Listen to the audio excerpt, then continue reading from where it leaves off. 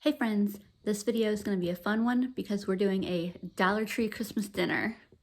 Just a reminder that these Dollar Tree videos that I do aren't so much about getting the best value for your dollar, so much as they're about accessibility of food and how to make do and get creative and do the best you can with what you have. That said, let's get right into it. I spent $15 on this Dollar Tree Christmas dinner. And everything came from the Dollar Tree that I'm gonna need with the exception of oil and spices. So we'll start right at the end with dessert. I got Cool Whip. I just realized I grabbed a light. I didn't even notice that, but I imagine it'll be fine. And some Dove peanut butter milk chocolate pudding. All I need for that is milk, which I have right here. Dollar Tree sells this shelf-stable milk. I hadn't actually seen it for a while, but when I went yesterday, they had an aisle full of it. You could get whole milk, 2%, 1%. They had a ton of it. This stuff is great, especially to keep in like your emergency food kit. I'll also be using the milk as well as this cheese. I got 2 cheddar cheese and a mozzarella. A lot of people ask if it's real cheese or if it's like the processed cheese product. This is all real cheese. And flour. With those ingredients and the eggs, I'm going to make some macaroni and cheese. I have some rolls. These are just the kind that you put in the oven for a little bit and they're ready to go. You'll notice my margarine is open. That's because normally I cook with butter. So I still have a couple of sticks left over from previous Dollar Tree videos. So I didn't see a reason to buy it again, but I am including it in my $15 total. For the main course, we'll be using eggs, these beef patties, and Farmer John sausage that I need to thaw out, the stuffing mix, and spicy ketchup. We're gonna try to make a meatloaf. It's something that I've been curious about for a while, and so I'm gonna try that out. And then as a side dish, I have this California blend of veggies that I'm gonna roast. And yeah, those are all my ingredients. I'm gonna start out with the pasta dough. For this pasta recipe, I'm using the same exact ingredients that I used for my homemade ravioli that I made. There's my 4 eggs, a little splash of oil, and a pinch of salt.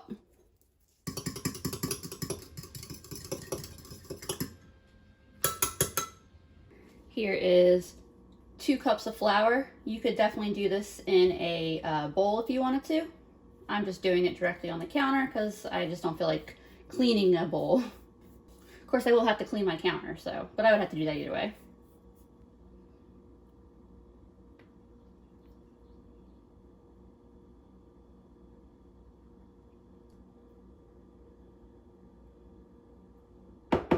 All my egg and just incorporating all the flour into it without breaking the walls of my well before it starts to get thick enough that it won't go off my counter.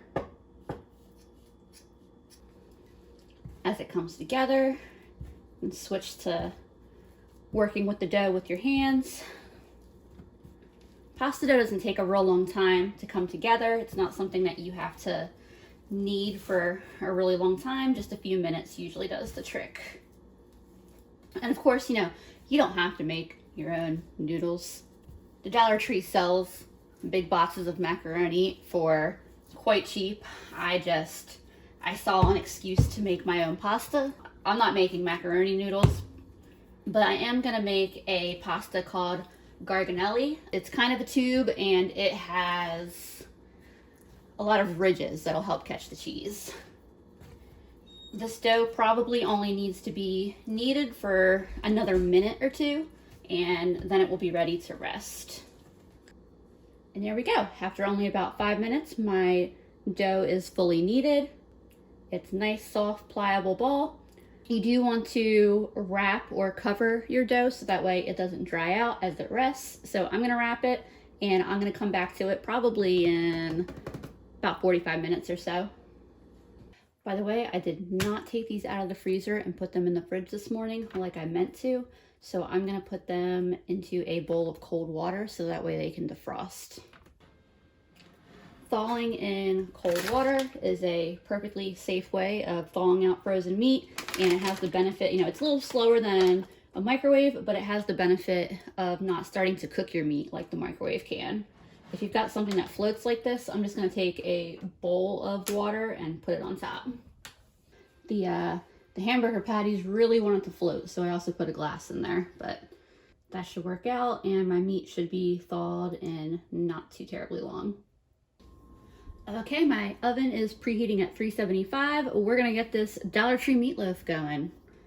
I have my ingredients set out here, so I have my meats, my stuffing mix, my ketchup, a couple eggs, and a cup of water. I'm gonna crack the eggs in first. I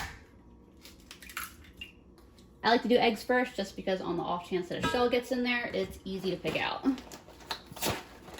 Next, I'm adding my stuffing mix.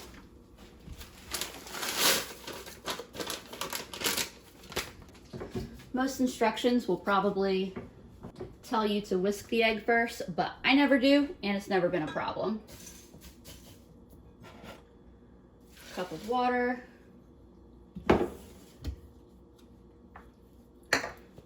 I have the hot and spicy ketchup.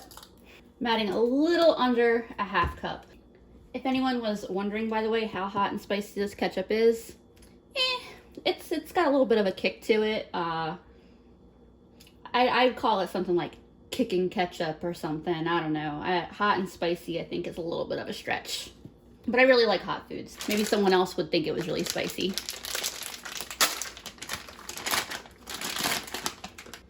Gave my sausage a whiff just in case. They keep it frozen, but you never know. It smells fine, perfectly fresh. Well, you know what I mean, as fresh as frozen sausages anyway. So I've definitely heard people say that they think meatloaf just tastes like a burger patty without any of the good stuff on it, which to me that just says that you've had a bad meatloaf recipe, because meatloaf shouldn't be bland. It should have a lot of flavor, and to me it's very distinctive from a burger. And Andrew makes really good burgers, so in my opinion, I make really good meatloaf and Andrew makes really good burgers, and I don't think that those things, I wouldn't confuse those things for each other. I'm also gonna season it with garlic, pepper, really anything that you think sounds good in it. Cayenne. When it comes to seasonings for my meatloaf, I don't have any particular amounts or, even specific seasonings that I use. I don't necessarily use the same seasonings from one time to the next. The nice thing about using the stuffing mix is that it's already very seasoned. I'm not going to add any salt to this because between the ketchup and the burger patties and the stuffing mix, there's plenty of sodium in there. I'm going to add some of this Kingsford Cajun style spicy seasoning that I got from the Dollar Tree. It's a Badia seasoning. I don't know if you've noticed, but they seem to be my preferred spices for most things.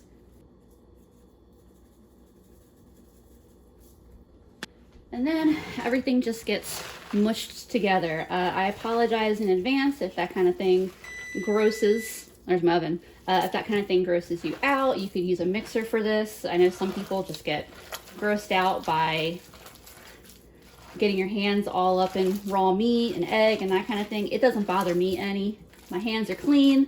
The food's getting cooked. I'm washing my hands when I'm done. My one mistake, usually I have my pan here ready to go. All right, I got one clean hand here to work with. I did grease my pan a little bit. Just dump that on the pan. I know some people use a loaf pan, or I just recently found out watching another YouTube channel that a meatloaf pan exists. I had never heard of that before. And then I just shape it. I shape it into the general shape of a loaf. I like to do a little less tall and a little flatter, just so that way it'll cook faster and more evenly, I guess. A little ketchup on top. That's how Andrew really likes it. And I'm gonna put this in the oven for, I think I'm gonna do 30 and check on it. All right, it's actually been over an hour that my pasta's been sitting out, but that's perfectly fine. I'm gonna go ahead and get working on it now. I'm trying to remember what I divided it down to on my ravioli video.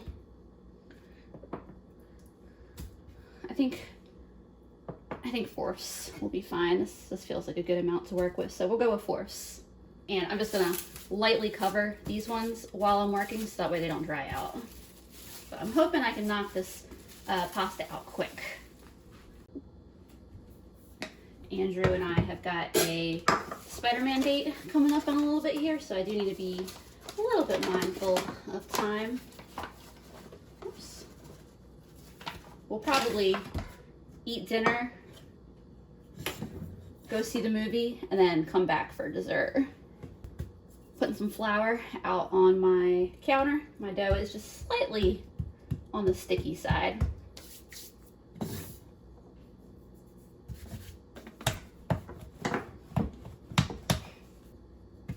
And you could, if you have a pasta machine or a pasta roller attachment, anything like that, you could use that and make this a lot easier.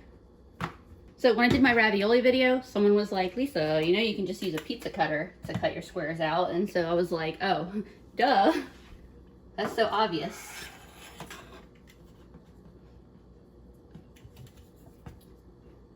Yeah, wow. I definitely should have been doing that before. I think I want to divide this into like a third of what it is.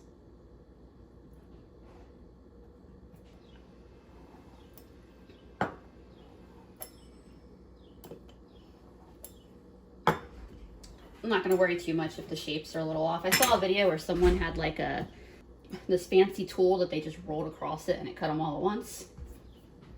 Probably should have made sure I could get my dough off the counter. There we go, no problem. I saw where you can use a whisk. So that's what I'm going to try to do.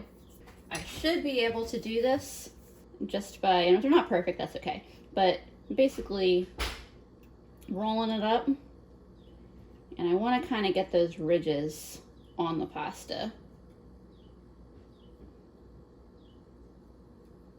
Don't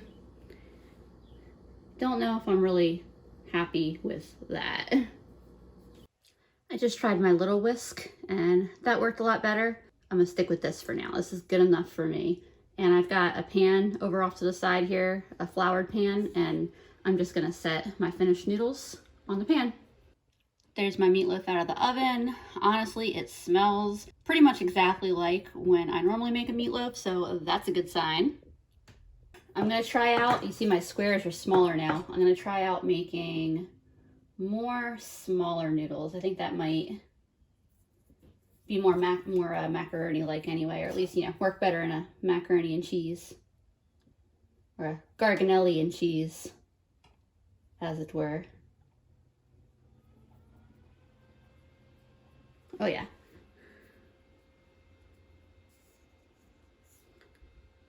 Those are pretty little noodles.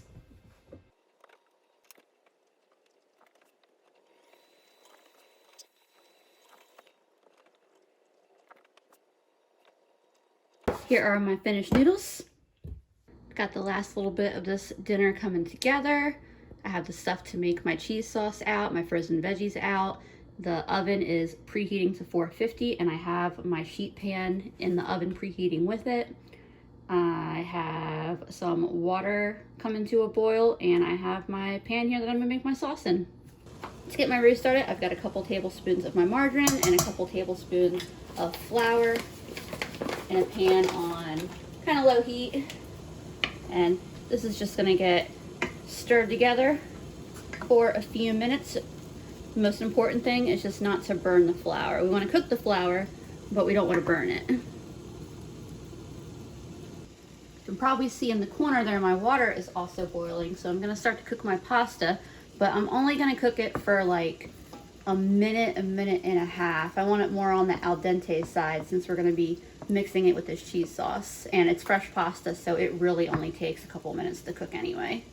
All right, I have carefully taken my sheet pan out of the oven, give it a little bit of grease.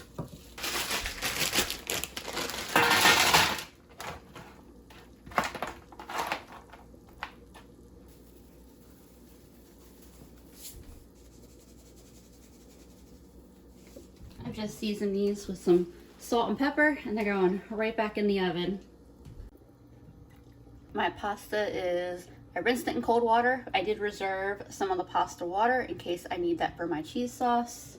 My margarine and flour is starting to smell toasty. I know the flour is cooking.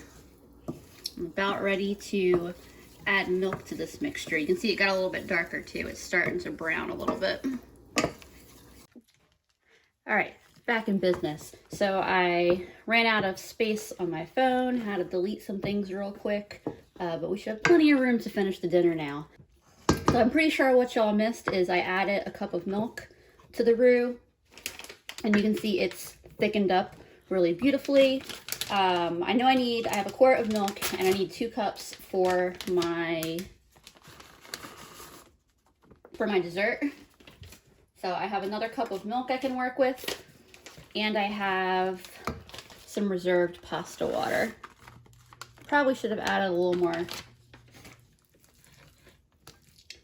more of the milk to this first. I know that they say that shredded cheese doesn't melt very well because of, you know, the cornstarch that they toss it in, or the other starch that they toss it in to keep it from sticking together. But honestly, I haven't had very bad luck with shredded cheeses, especially the dollar store one, the Frigo brand. Definitely gonna add more milk and thin this out. Don't want a big glob of cheese. And I still have the mozzarella to add.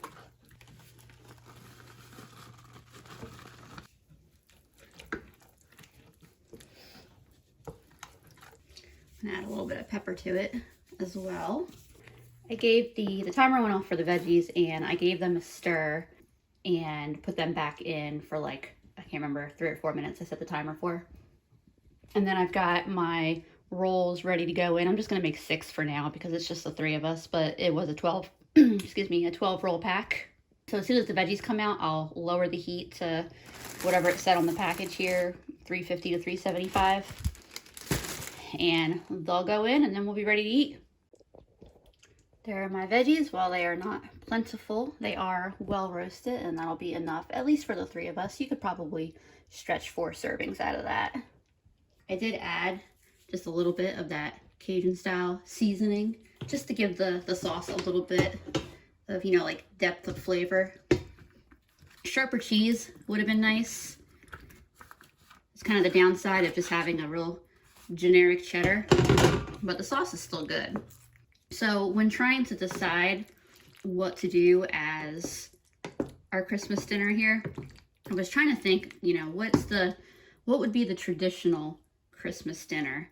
And I figured out I don't really know the answer to that question. I feel like everybody kind of does different things. At my grandmom's, when we celebrate Christmas, we've never done an actual like sit down Christmas dinner. We do eat a ham, and we eat baked macaroni and cheese, and then we also eat meatballs. My dad brings over a crock pot of meatballs and the good hoagie rolls from the bakery in Philly and some provolone. Usually I make German potato salad, and we just start eating as soon as the food's done. So like noon, 1 o'clock, as people arrive, they get plates of food, and it's kind of just like an all day eat as you come and go. Andrew, what did you guys usually do for Christmas dinner growing up? Thanksgiving, but with a ham instead of turkey. Okay. So Andrew's family was a ham family. What do y'all do for your Christmas dinner? I'm curious to know what everybody does. And there is our complete Dollar Tree Christmas dinner. So when I was checking out, the cashier looked at my stuff, and she kind of like looked at the stuffing, she looked at the rest of the stuff. She's like, "Oh, what you gonna make? You're gonna make a chicken and stuffing?" And I'm like, "Actually, I'm gonna make a meatloaf." And she looked at the sausage and the hamburger patties, and she kind of looked at me, and I don't think she believed it. Here are leftovers, and then still, you know, another 6 rolls. It definitely was plenty of food. We have happy bellies. Good dinner. All right, friends, we are going to whip some dessert up. I really struggled on what to choose for dessert because, I mean, when it comes to dessert, the Dollar Tree has a lot of easy options. I wanted to keep it fairly simple. I didn't want to spend much. I didn't want to spend more than like a couple dollars of my budget on dessert. Making the pudding, very, very simple. All I'm gonna do, I'm just following the directions on the box here.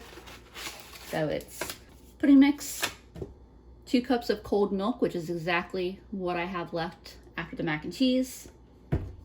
And it just gets beat at a low speed for 2 minutes. Hey.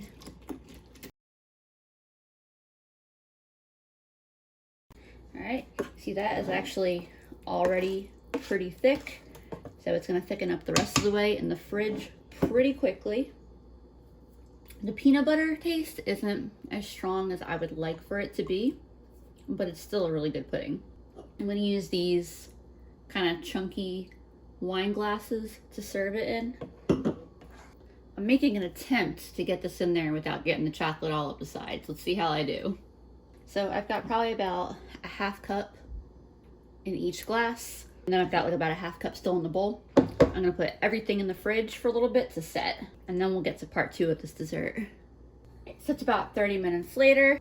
I have my Cool Whip out, which I just opened. I'm just gonna take a nice big dollop of that and mix it in.